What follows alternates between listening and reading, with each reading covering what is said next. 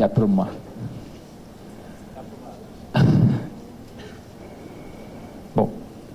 Bom dia ou boa tarde, não sei que horas são. Eu não tenho nada para falar. Só perguntar, vocês jogam PlayStation?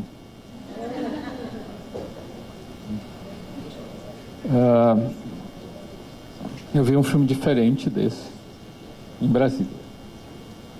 Ele mudou várias coisas no filme.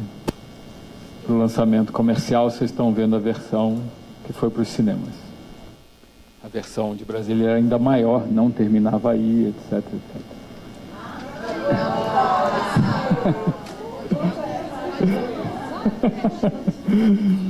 Eu adoro esse final, mas adoro ainda mais o outro final.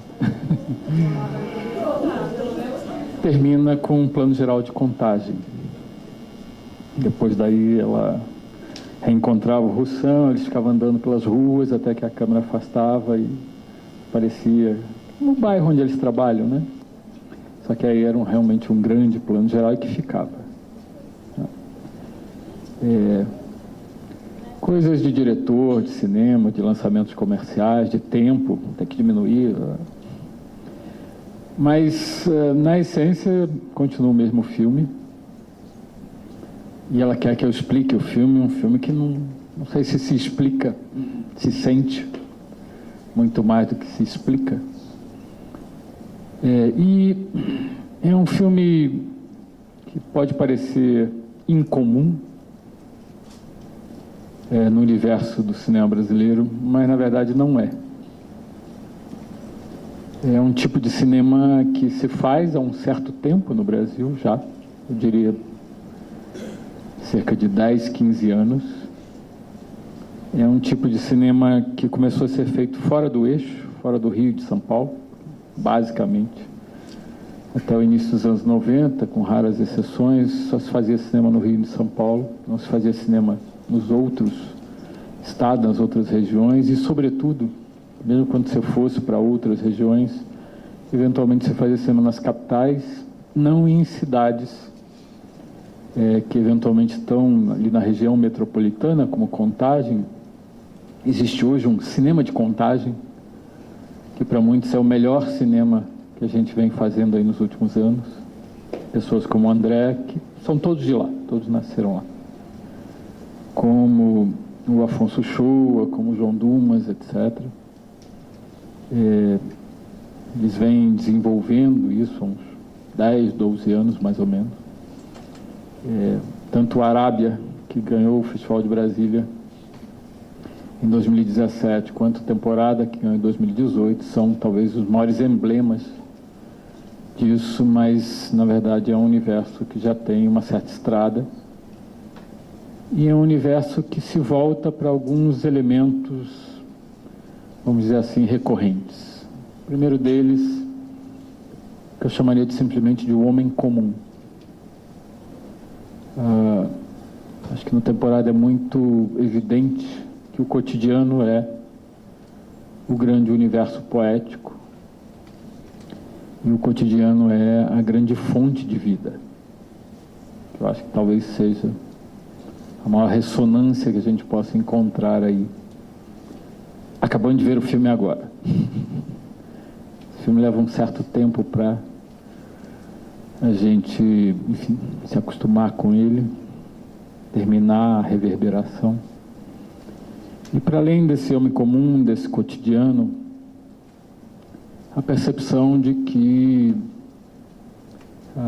não é mais uma questão, um conflito, um momento, que são elementos de um período clássico anterior, de uma ideia de narrativa anterior, de uma proposição que, a rigor, ainda está muito por aí, mas que, de uma certa maneira, se esgotou.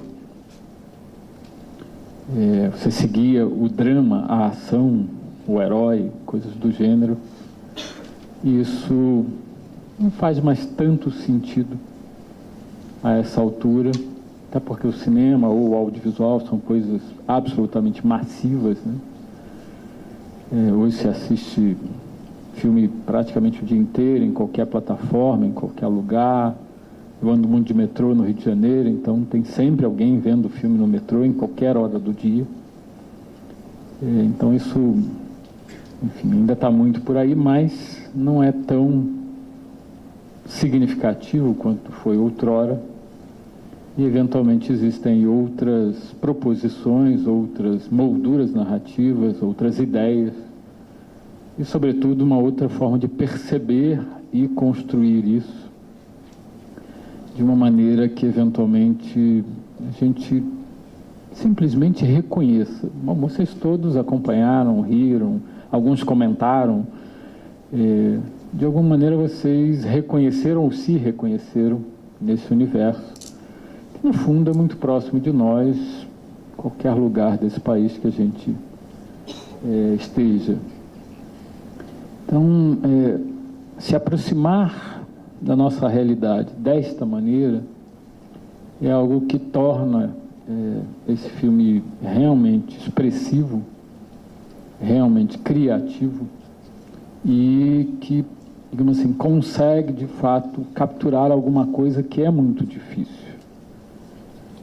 Como nós somos, de alguma maneira, como nós nos comportamos de alguma maneira, como nós imaginamos de alguma maneira esse nosso cotidiano imediato. O André é um cineasta que eu denomino realista fantástico. Os filmes anteriores dele, ele é um pouco mais fantástico, sobretudo o que celebrizou a mãe dele, que é a Dona Zezé, aquela senhora que oferece insistentemente o cafezinho, que faleceu logo depois. Ele criou a sequência para ela estava muito doente já há muito tempo. E ela tem um curta com ela e o marido dela, os pais do André, que é um curta absolutamente genial e que termina ela voando no ar. Então ele abre uma brecha para a imaginação que nos cerca, ou para a imaginação que, de alguma maneira, nós projetamos, e que nesse filme tem uma cena muito simples, mas muito tocante, que é quando a personagem da Juliana comenta sobre a perda do bebê. Depois do relato, corta, ela meio que está acordando, ou nem dormiu, ali na sua nova morada, e ela vê uma menina ali na bandeira da porta, né? E você, por um momento, não sabe se é a imaginação dela, ou se é a realidade, ou o que é. Essa outrora denominada ambiguidade, não há ambiguidade nenhuma nisso, as coisas coexistem, é uma das marcas mais significativas do cinema do André, e uma indicação preciosa de que nós não somos lineares. Nós trazemos vários tempos dentro de nós trazemos nossas histórias, nós trazemos os nossos momentos passados e momentos presentes sempre juntos. E isso faz com que ele é historiador de formação. Isso se junte a uma outra dimensão que é aparentemente fugidia no filme, que é a dimensão de uma realidade imediata, até muito prosaica, que eventualmente a gente vê na televisão, vê no trabalho dos agentes de saúde, etc., e que vai se misturar a esses outros tempos, essas outras dimensões, essas outras formas de viver o cotidiano. E ele faz isso através de uma estratégia cinematográfica, artística, que também é muito diferente daqueles momentos anteriores, seja o dito cinema clássico lá da primeira metade do século XX, ou mesmo do cinema moderno, sempre tentando desconstruir tudo, revelar tudo que está por trás, tentando de alguma maneira dizer uma verdade última. E ele ultrapassa isso e vai para um cinema efetivamente contemporâneo, um cinema que esgota tudo num único plano.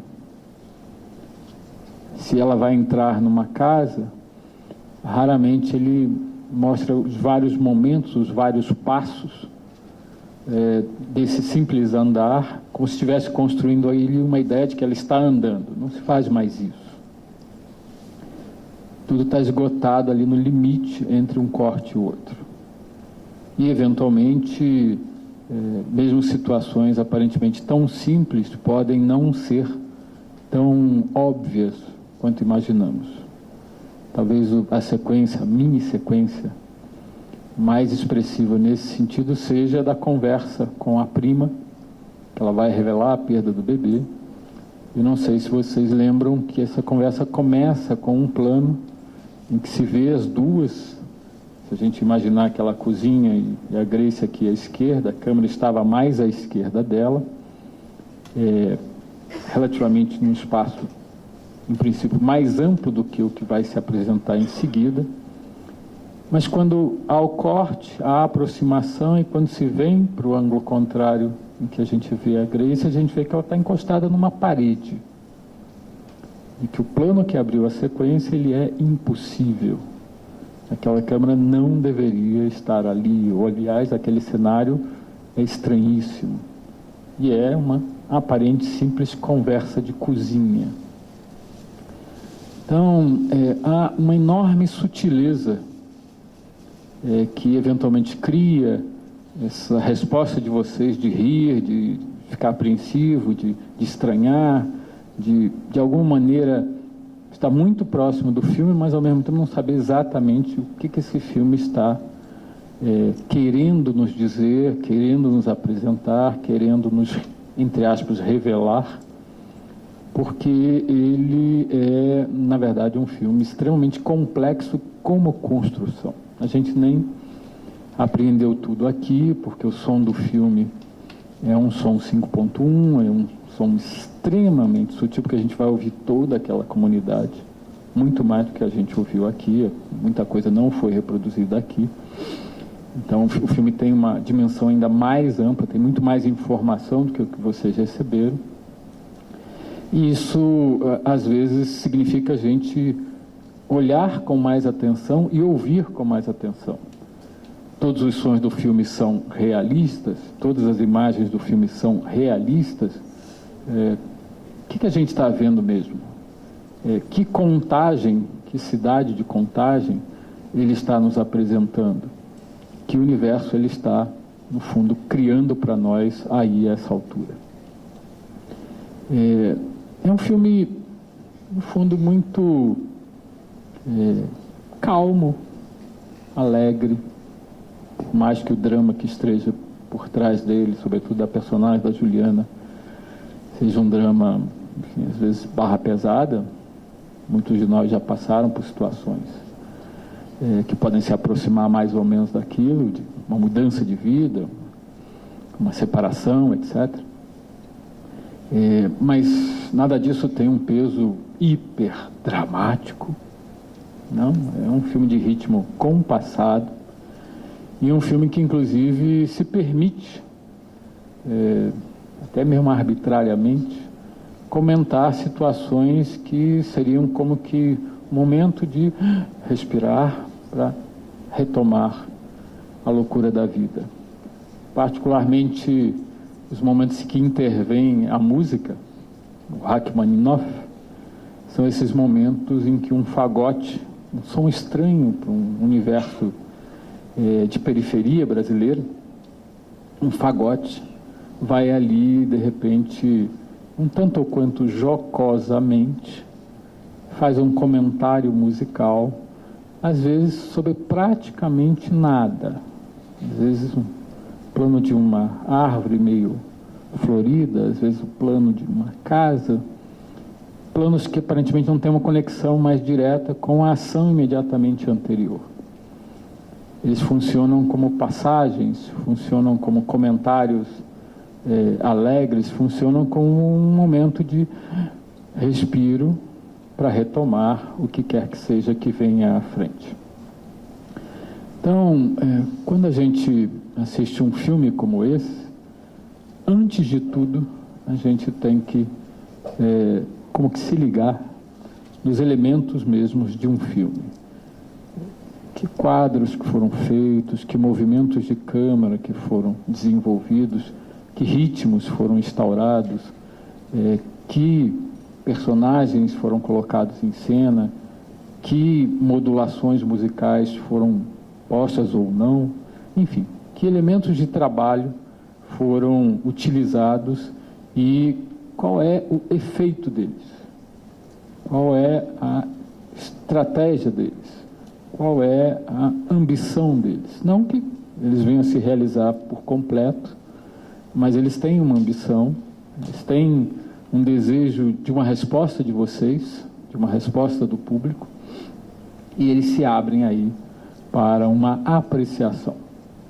Esse é um filme que, sobretudo, tem grandes ambições, mas talvez a maior ambição dele seja ser apreciado antes de tudo. Tá? Não ser esgotado, ele quis dizer isso, ele quis dizer aquilo, ele tem esta intenção precisa, mas ser apreciado. Eu gosto muito de associar esse filme a uma palavra que eu já não ouço há muito tempo, que é enlevo. Enlevo. É uma palavra quase esquecida. Você estar num enlevo é você como que estar meio em suspenso, meio num estado de graça, meio numa situação em que você consegue olhar para tudo com uma placidez enorme. Tá?